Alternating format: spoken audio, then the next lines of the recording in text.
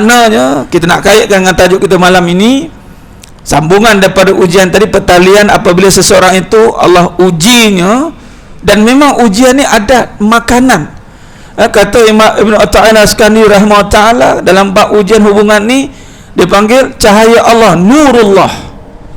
Cahaya Allah tu bila melimpahi hati orang-orang yang Allah pilih, maka ujian yang tadi itu diringankan, bukan kerana ujian tu dihilangkan. Kita dok mengimpikan bulan dan bintang contoh. Kita ni kalau dengar dia kekasih Allah tu jalan atas apa kapas tu terbang. Nabi SAW Isra Mi'raj je. Ni nak sambut Isra Mi'raj lagi. Isra Mi'raj je, itu pun Isra Mi'raj kena juga, kena bubuh juga. Kena bubuh juga dengan orang yang tak yakin. Nabi nak berhijrah jalan kaki, nak kena bunuh. Suraqah bin Malik kejar dari belakang, bermalam di gosor. Bagaimana keadaan gelap gulita jalan malam tuan-tuan. Time dulu mana ada lampu, hanya berbulankan bintang, berlampukan cahaya bulan dan bintang. Torchlight pun tak ada. Jalan tengah malam, tak apa ada dekat padang pasir itu dengan binatang bisa, sehingga Abu Bakar Siddiq radhiyallahu anhu disengat dengan kalajengking. Perjalanan yang makan masa belas hari tuan-tuan. Kita bayangkan kalau diuji begitu. Tetapi Islam berkembang.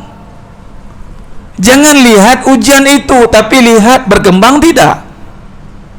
Ada orang itu tidak diuji tapi tak berkembang terus. Itu dipanggil apa? Comfort zone.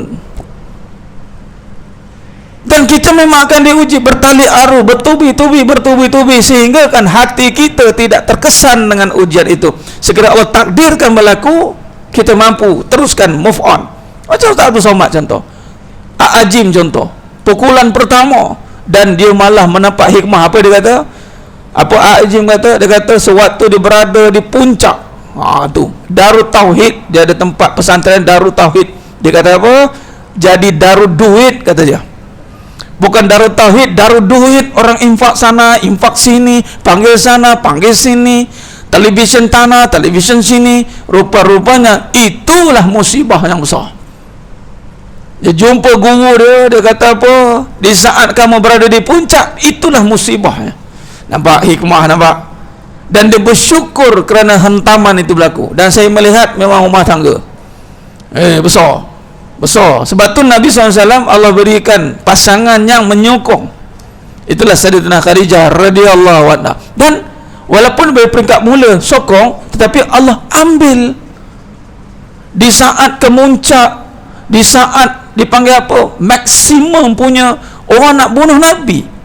Tu tariknya Allah tarik Sayyidatina Khadijah radhiyallahu anha. Allah tarik pak saudara Nabi. Bayangkan, maknanya melalui jalan rumah tangga tu berat ujian dia. Walaupun ada yang dipanggil apa? Berlawanan prinsip. Macam tadi berlawanan prinsip. Seorangnya nak pendakwah, seorang lagi itu tak terdakwah contoh. Macam Nabi SAW dari peringkat awal mula-mula memang ngam, cantik, terima Islam. Itulah Sayyidatina Khadijah radhiyallahu anha, manusia pertama tu. Itu yang Nabi sayang sangat. Bukan sebab kata ramai orang definisikan harta. Ingat Nabi ni duk pandang harta. Nabi pun ada harta dah. Nabi ni Rasulullah, pesuruh Allah, kekasih Allah, Habibullah. Mana ada pandang harta? Kita je yang mandang harta. Harta itu dia mandang. Sayyidatina Khadijah radhiyallahu anha itu menerima kalimatut thayyibah. Cantik, nampak permulaan cantik. Di saat maksimum 12 tahun kenabian, 12 tahun dakwah tuan. 12 tahun tuk yang menyokong Nabi SAW, tulang belakang. Apa-apa jadi, Sayyidatina Khadijah dulu ke depan, bagi ketenangan. Sehingga diriwayatkan Sayyidatina Khadijah radhiyallahu anha ini, kalau Nabi balik tengok muka, separuh hilang masalah. Kita balik tengok muka bini kita, nambah masalah ni. Nak tempat lain. Itu dia. Sebab tu kata nak jadi macam Sayyidatina Khadijah radhiyallahu anha lah. Kebanyakan perempuan duk sebut Sayyidatina Khadijah radhiyallahu anha harta. Itu dia fikir. Tapi sifat Sayyidatina Khadijah radhiyallahu anha itu Nabi tengok tenang,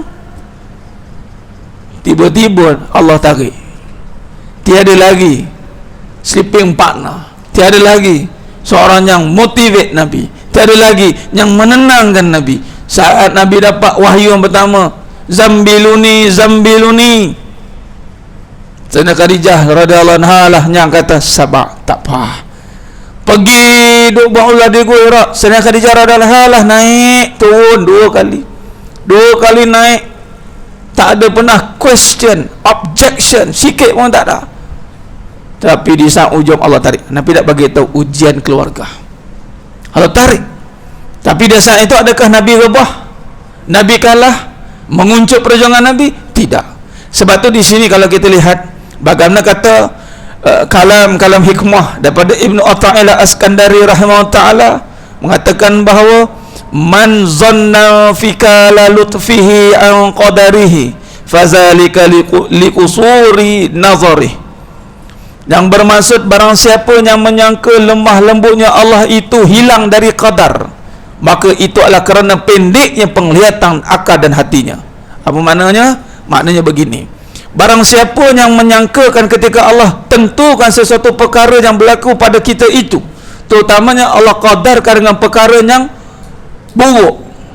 Dia dalam hidup ni ada dua, baik dan buruk, dua-dua takdir, dua-dua qadar. Allah tentukan qadar buruk, qadar baik.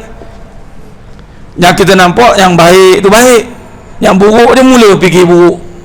Salah kata Syekh Ibnu Athaillah As-Skandari rahimahullah, barang siapa yang menyangka Allah ni dah hilang kelembutannya di saat datang kesakitan, ibarat gitulah. Di saat barang siapa menyangka di saat kita susah Allah tak ada, kata beliau, pendek akal, pendek hati, pendek penglihatan akal dan hatinya, singkat. Yang makna pendek ni makna cetek akalnya, cetek hatinya. Ini yang berlaku. Nah, maka di sini sebenarnya mata Allah SWT. Maka peringkat pertama di sini kalam hikmah ini diuraikan, ditakhriskan. Yang pertama, membina sangkaan baik. Apabila Allah mendatangkan cobaannya atau balanya kepada manusia, maka apabila manusia itu tidak melihat dalam hatinya dan tidak memikirkan dengan akalnya. Nampak? Melihat dalam hatinya, memikir dengan akalnya. Biasa kita melihat dengan apa? Melihat dengan mata kepala. Lepas tu nak fikir, tu jadi kelang kabut tu. Ujian tu datang, kata Syekh Ibnu Athaillah As-Skandari rahimahullah kata, melihat dalam hatinya, melihat dalam hati, memikir dengan akal. Ada hikmah Allah yang terkandung dalam ketentuan-ketentuannya itu untuk menunjukkan bahawa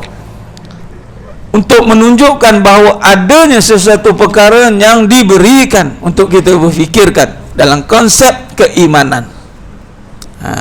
Yang ini dan menyatakan bahawa apabila seseorang itu cetek akalnya dalam melihat dari hatinya, itu kan disebabkan keimanannya belum mantap, keyakinannya masih lemah dan belum kuat, apalagi kenal dengan Allah. Sebab itu hari ini kita melihat apabila Allah bagi sakit, kita menganggap kesakitan itu satu perkara yang buruk, sedangkan belum tentu buruk. Sebab itu kata Imam Ibnu Athaillah As-Skandari rahimahullah mengatakan bahawa setiap cobaan dan bala yang datang itu, kalau dilihat dengan hikmah dari hati dan memikirkan hikmahnya, maka sudah pasti ada padanya sifat-sifat kelembutan Allah. Tu dia.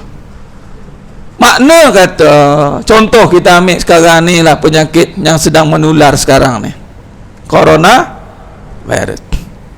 Adakah kita nak mengatakan Allah itu dengan sifatnya jahat, buruk, membuatkan manusia ini sakit? Tidak, tuan-tuan.